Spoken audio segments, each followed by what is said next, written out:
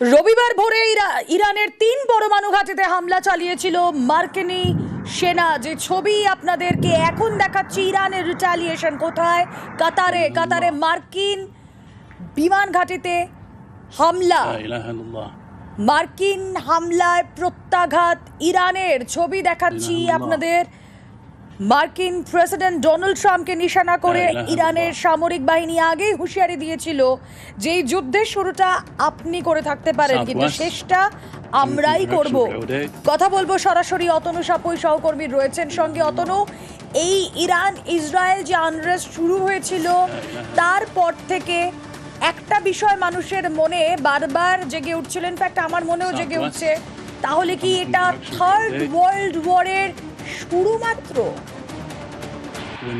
Third world war বলা যেতেই পারে। তার কারণ হচ্ছে যে এমন এক যুদ্ধ, যদি আমরা দেখি পশ্চিম এশিয়ায় কোনো যুদ্ধ হচ্ছে, তাহলে ধরে নিতে হবে সেই যুদ্ধের প্রভাব পড়বে বিশ্বের সবকটি দেশে। তার কারণ এই পশ্চিম এশিয়া জ্বালানি শক্তির উৎস, সারা পৃথিবীর বিভিন্ন জায়গায় জ্বালানি শক্তি যায় এখান থেকে। সুতরাং যদি এখানে কোন রকম কোনো অশান্তি তৈরি হয়, অশান্তি পরিবেশ তৈরি হয়, তার প্রভাব সব জায়গায় পড়তে বাধ্য। যখন বিশ্বের সবকটা দেশে বা বেশিরভাগ দেশই করবে, তাহলে এখানকার যুদ্ধকে আমরা তৃতীয় বিশ্বযুদ্ধ বলতেই পারি। তো সেই তৃতীয় বিশ্বযুদ্ধের জায়গা থেকে যদি দেখতে হয়, তাহলে দেখতে হবে যে এখানে কে কোন অবস্থানে দাঁড়িয়ে রয়েছে। আমেরিকার অবস্থান, আমেরিকা প্রথম থেকেই বারবার বলে আসছে যে আমরা এর মধ্যে নেই। বলার পরেই পট করে একদিন ডোনাল্ড ট্রাম্প বলবেন যে আমরা 2 সপ্তাহ সময় দিলাম ইরানকে, তারা যদি পরমাণু কর্মসূচি থেকে বিরত না হয় তাহলে আমরা হামলা করব। তার ঠিক 48 ঘন্টার মধ্যেই হামলা করে দিল। এখানেই প্রশ্ন আসছে, তাহলে কি কোথাও একটা আমেরিকার এটা মনে হয়েছে বা ডোনাল্ড ট্রাম্পের এটা মনে হয়েছে যে ইরান এমন কিছু করে ফেলছে যাতে তাদের এবার ক্ষমতা খর্ব হতে পারে। পশ্চিমী অক্ষ এবং পূর্ব অক্ষ, অর্থাৎ এশিয়ান অক্ষ আর পশ্চিমী অক্ষ, তারা কতটা মাথা তুলে দাঁড়াতে পারবে, কারা কাদের হারাতে পারবে। তাই নিয়ে তো বিশ্বযুদ্ধ হয়, এর আগে 2টো বিশ্বযুদ্ধের ক্ষেত্রেও তাই হয়েছে। আর এখানেও ঠিক তাই, যেখানে স্পষ্ট বোঝা যাচ্ছে আড়াই ভাগ হয়ে গেছে বিশ্ব। কোথায় না, একদিকে আমেরিকার সঙ্গে তুরস্ক রয়েছে, ইসরায়েল রয়েছে, ইউরোপের কিছু দেশ রয়েছে, সব দেশ নেই। তার কারণ ইউরোপের বেশ কিছু দেশ, মানে আমি যদি বলি জার্মানি, ব্রিটেন এবং ফ্রান্সের সঙ্গে ইতিমধ্যে ইরান তাদের বৈঠক করেছে। এবং ইরানের সঙ্গে কারা রয়েছে? রয়েছে রাশিয়া, রয়েছে উত্তর কোরিয়া, রয়েছে চীন। তাহলে যখন মহাশক্তিধর দেশগুলো 2 ভাগে ভাগ হয়ে যায়, তখন হয় কুরুক্ষেত্র নয় বিশ্বযুদ্ধ, দুটোর একটা নাম তো দিতেই হবে।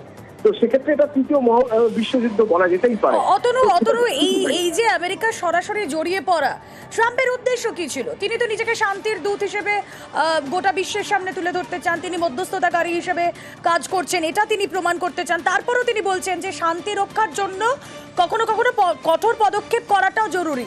তাহলে ইরানের গদিতে পালা বদল, এটাই কি লক্ষ্য ট্রাম্পের, নাকি স্ট্র্যাটেজি অন্য কিছু?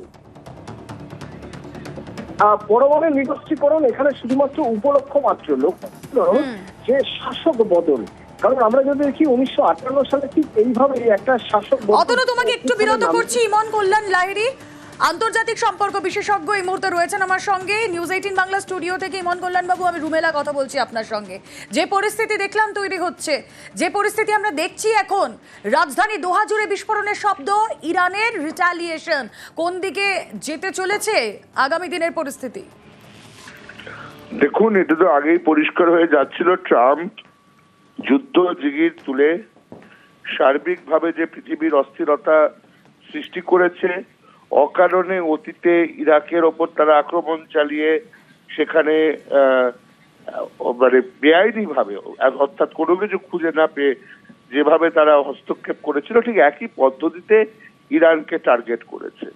তো এটা তো অস্থিরতা সৃষ্টি হচ্ছে এবং ট্রাম্প মনে করছেন যে এই একতরফা সিদ্ধান্ত নিয়ে এবং আন্তর্জাতিক আইনকে বুড়ো আঙুল দেখিয়ে তিনি হয়তো জয়লাভ করবেন।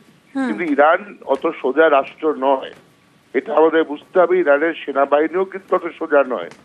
ইরান যথেষ্ট শক্তিশালী একটি রাষ্ট্র। তারা কিন্তু খুব ভিয়েতনামের মতো ডেডিকেটেড সোলজার তারা মেনটেন করে। কিন্তু যা হচ্ছে এটা অত্যন্ত দুর্ভাগ্যজনক এবং ক্ষতিকারক এই পৃথিবীর পক্ষে এই মুহূর্তে। অনেক ধন্যবাদ আপনাকে। ইরান রাশিয়া বৈঠক ইতিমধ্যে পুতিনের সঙ্গে বৈঠক ইরানের বিদেশ মন্ত্রীর বৈঠকে মার্কিন হামলার নিন্দা পুতিনের। আরো একবার আপনাদের জানিয়ে রাখি, ইরান রাশিয়া বৈঠক, পুতিনের সঙ্গে বৈঠক ইরানের বিদেশ মন্ত্রীর। এই বৈঠকের কি নির্যাস? তাহলে কি এবার ইরানকে সাপোর্ট করবে রাশিয়া, ইরানের পাশে দাঁড়াবে রাশিয়া? এই প্রশ্ন খুব স্বাভাবিকভাবেই উঠছে। পুতিনের সঙ্গে বৈঠক ইরানের বিদেশ মন্ত্রীর। কথা বলবো আমাদের প্রতিনিধি অতনু সাপুই রয়েছেন সঙ্গে। অতনু, রুমেরা, এই বিষয়ে কোনো সন্দেহ নেই, রাশিয়া প্রথম থেকে ইরানের পাশে রয়েছে, কিন্তু সেটা প্রত্যক্ষভাবে নয়, বরং আমাদের মনে থাকবে হয়তো কিছুদিন আগে যে সময় আমেরিকা বলেছিল যে খমেইনিকে সরাতে পারলেই ইরানের শান্তি আসবে, পৃথিবীতে শান্তি আসবে, সেই সময় রাশিয়া উল্টে বলেছিল যে সেটা যদি করে তাহলে আমেরিকা সবচেয়ে বড় ভুল করবে। এটাও একরকম পরোক্ষ হুমকি, এটাও একরকম বুঝিয়ে দেওয়া যে ইরানের পাশে রাশিয়া রয়েছে। আগেই বলছিলাম যখন তোমার সঙ্গে কথা হচ্ছে যে রাশিয়া, উত্তর কোরিয়া, চীন এরা তাদের পরমাণু সংক্রান্ত যাবতীয় গবেষণা শেয়ার করে ইরানের সঙ্গে। সুতরাং রাশিয়া এই মুহূর্তে ইরানের সঙ্গে কথা বলা মানে তাহলে যে তৃতীয় বিশ্বযুদ্ধের কথা তুমি বলছিলে সেই তৃতীয় বিশ্বযুদ্ধ আরো বেশি স্পষ্ট হয়ে যাচ্ছে। আমেরিকা আর একদিকে রাশিয়া যে ইরানকে পুরোপুরি সাপোর্ট করছে, এতদিন পরোক্ষে করে এসেছে হয়তো নিজের তাগিদে, তার কারণ এই মুহূর্তে রাশিয়া ইউক্রেনের সঙ্গে যুদ্ধে জড়িয়ে রয়েছে। রাশিয়ার অর্থনীতির অবস্থা খুবই খারাপ, সেক্ষেত্রে সরাসরি যুদ্ধে নেমে পড়া রাশিয়ার ক্ষেত্রে বোকামি হবে। কিন্তু যদি ইরানের উপর কোন রকম আঘাত আসে, ইরানের পরমাণু কর্মসূচির উপর আঘাত আসে, তাহলে সেই আঘাতের ফল রাশিয়াকেও ভুগতে হবে। সুতরাং বেশি দিন যে চেপে থাকতে পারবে না রাশিয়া তা স্পষ্ট। সেই জন্যই হয়তো এখন ইরান এবং রাশিয়ার মধ্যে এই কথোপকথন, যেখান থেকে হয়তো একটা নতুন পথ তারা বের করতে চাইবে, যে পথে আমেরিকাকে আরো কিছুটা চাপে ফেলা চায়। বেশ, নজর থাক আমাদের। ধন্যবাদ অতনু।